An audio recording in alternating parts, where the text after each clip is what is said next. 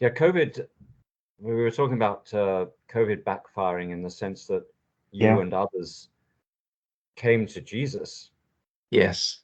when you became aware of the great spiritual darkness that was seeping in to the world. Yeah. And COVID has also alerted us to the poison root that is at the base of the poison tree that's dropping and dripping its poison fruit onto mankind. And we've seen the role secret societies have played, and we've had more insight into the currency. So we were talking about the difference between currency and money, true money Yeah. being silver and gold. But the currency at work in these secret societies is human body products, blood, Yeah. Yeah. organs, secret oaths, and secret atrocities. That's the currency that's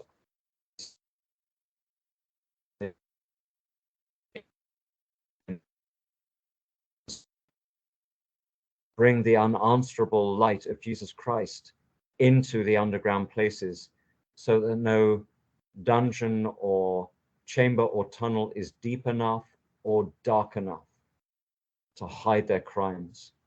Yeah. And we are seeing so much more come to the surface now, so much more light being shone into this. Yeah.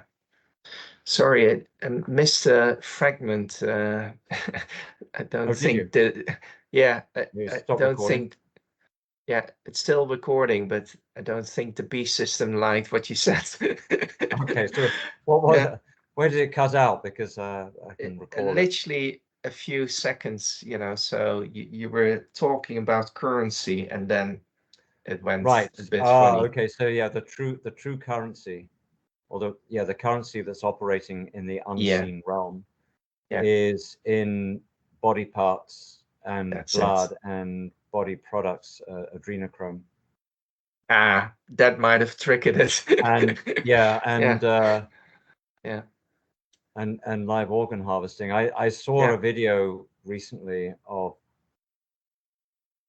I couldn't watch the whole thing, yeah, but I saved it as evidence because this video was showing human yeah, bodies being dragged across a bloody floor yeah, like they were yeah, livestock at a slaughterhouse.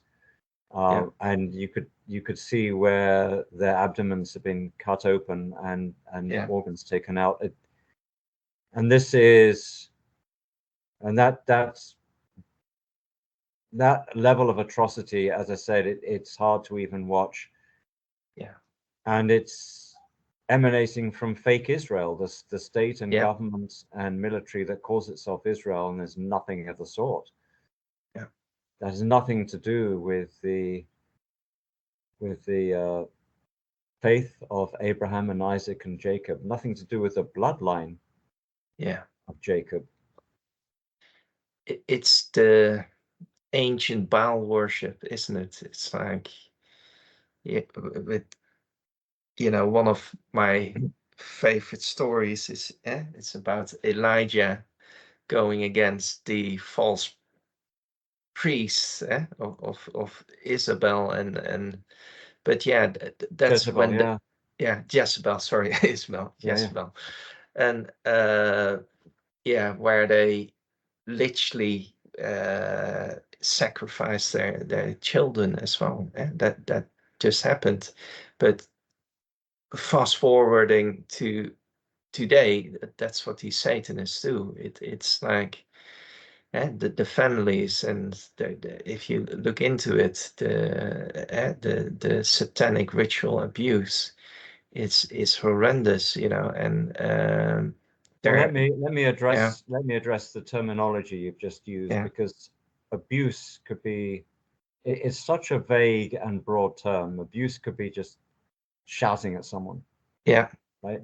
So I prefer to replace the A when people talk about SRA, yeah, to replace the A with the word atrocity, satanic ritual atrocity, because yes, it gets a little bit closer than yeah, mere abuse.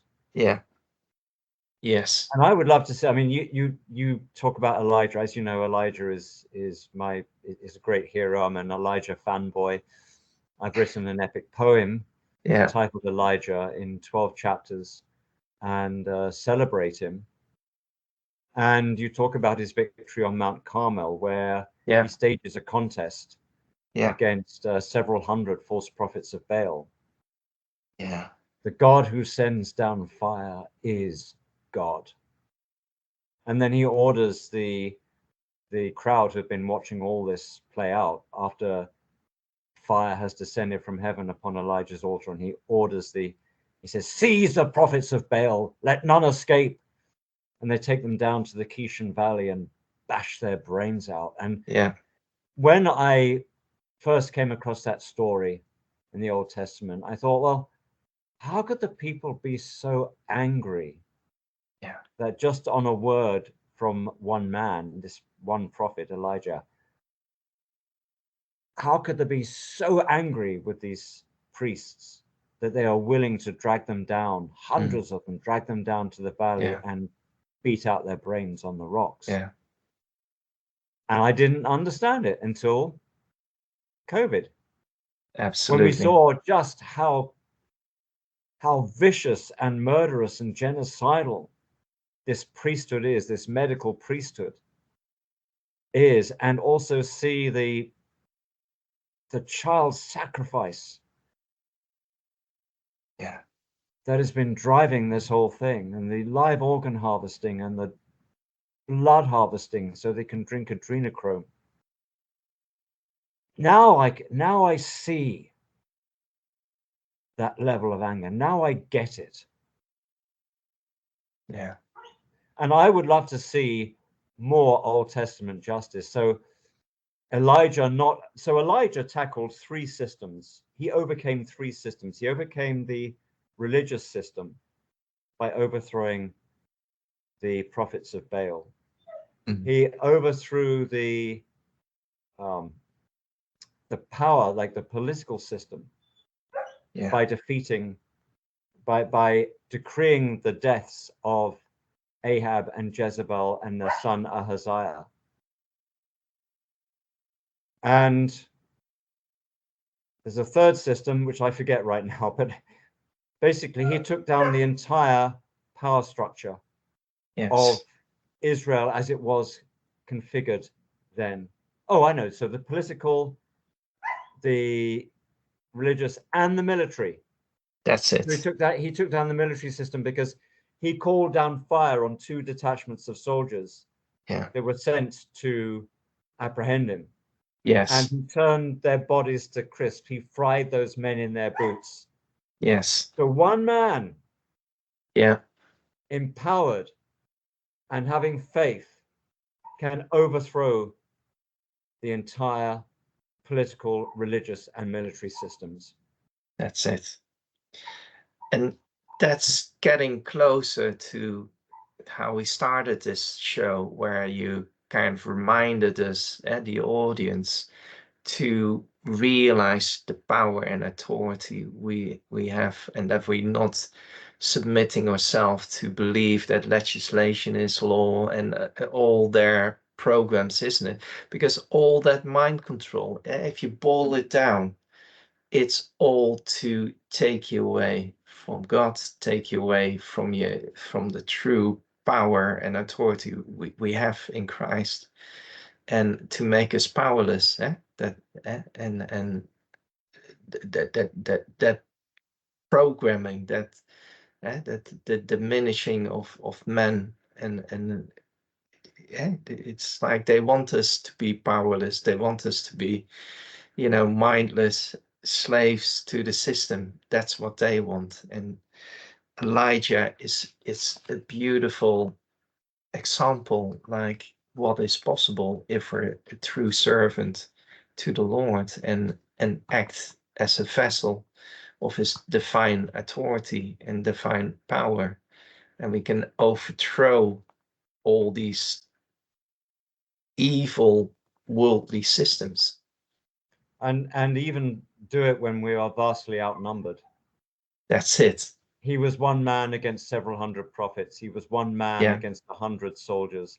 He was one man against Ahab and Jezebel and the entire court of Israel as it was at the time. And so, of course, people are calling this scab on the earth in the Middle East, they call it Israel.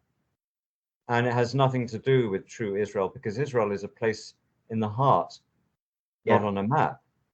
Yeah, and I also believe Israel is kind of referring, it's the Old Testament name, but it's referring to God's people, and that's not bound to, what is it, a controlled piece of land. You know, it's about, are you a child of God? You know, and if you are, then you could you could call yourself part of Israel, because that's eventually, you know, Jesus Christ will return, and he will gather back the remnant few. You know, that's how I look upon it. Yeah. So when I talk about Old Testament justice, so Elijah is for me the prime example. We also have Elisha, who I think was Elijah's son.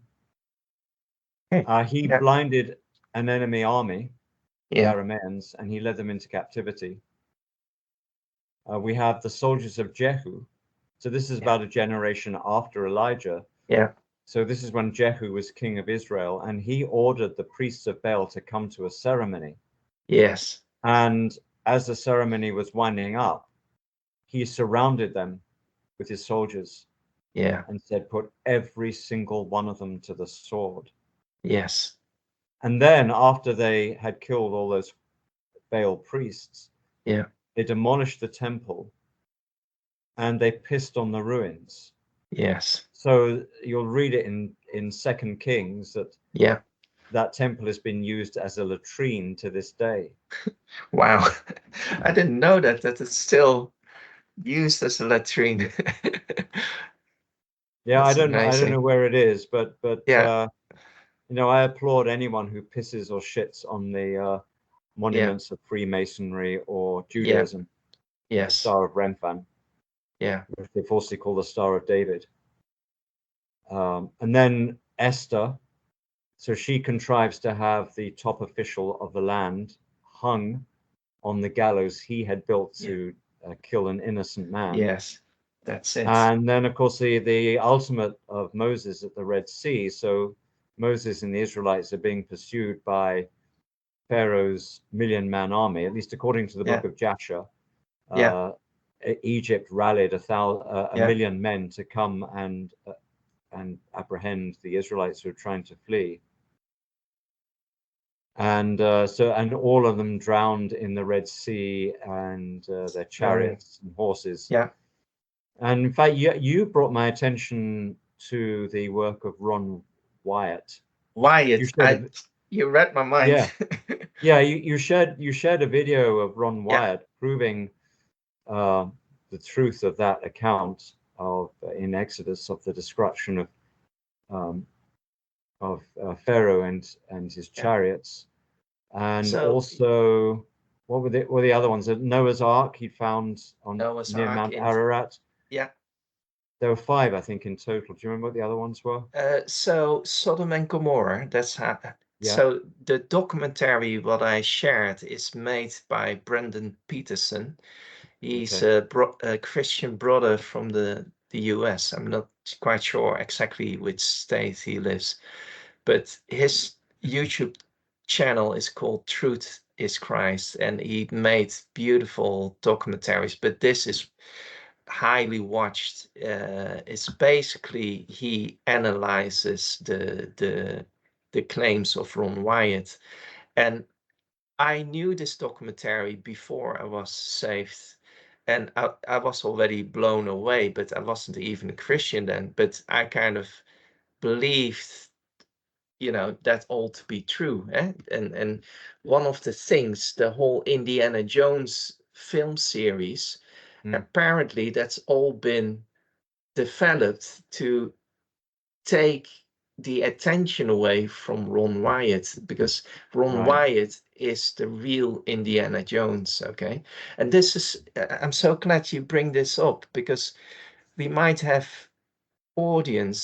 people in the audience who, like me a few years ago, who are very interested in truth, but not necessarily know the truth in Jesus Christ.